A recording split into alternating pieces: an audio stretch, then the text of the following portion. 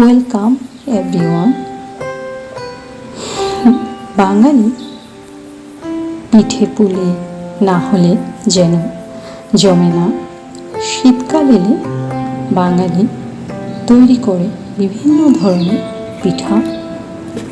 তো ভিউয়ার্স, আমি আজ বাড়িতে তৈরি করেছি চিতই পিঠা। তো কীভাবে পিঠা তৈরি করেছি তাই আজ শেয়ার করব। চলুন তাহলে। এখানে আমি প্রায় 2 কাপ 3 কাপের মতো বাসমতি চাল নিয়েছি চিতই পিঠার জন্য।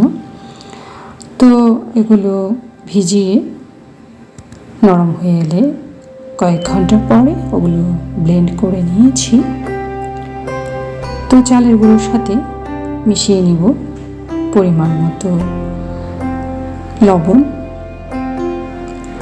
আর বেটারটা যেহেতু আমি জল দিয়েই করেছি, তাই যদি থিন হয় দরকার নেই, পরিমাণ মতো জল দিয়ে করলে আর এক্সট্রা জল মেশাতে হবে না।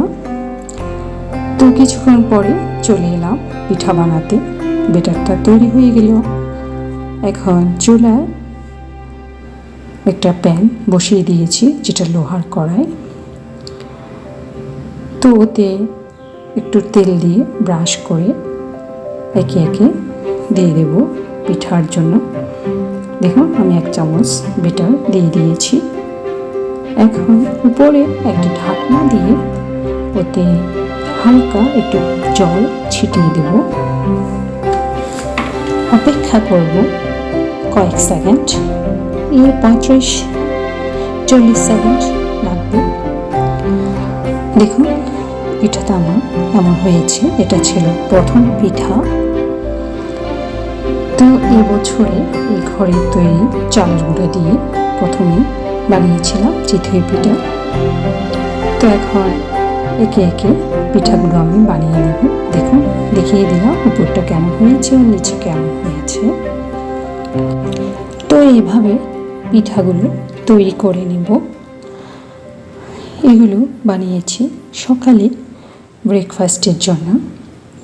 এখন পিঠাগুলো আপনি চাইলে মাংস দিয়েও খেতে পারেন, কিংবা নারকেল গুড় দিয়ে খেতে পারেন, যে যেভাবে পছন্দ করে। তো ভিউয়ার্স, এই তো হয়ে গেল আমার চিতই পিঠা। আর পিঠাগুলো কেমন হয়েছে কমেন্ট করে জানাবেন। ভালো লাগলে অবশ্যই সাথে থাকবেন, সাপোর্ট করবেন।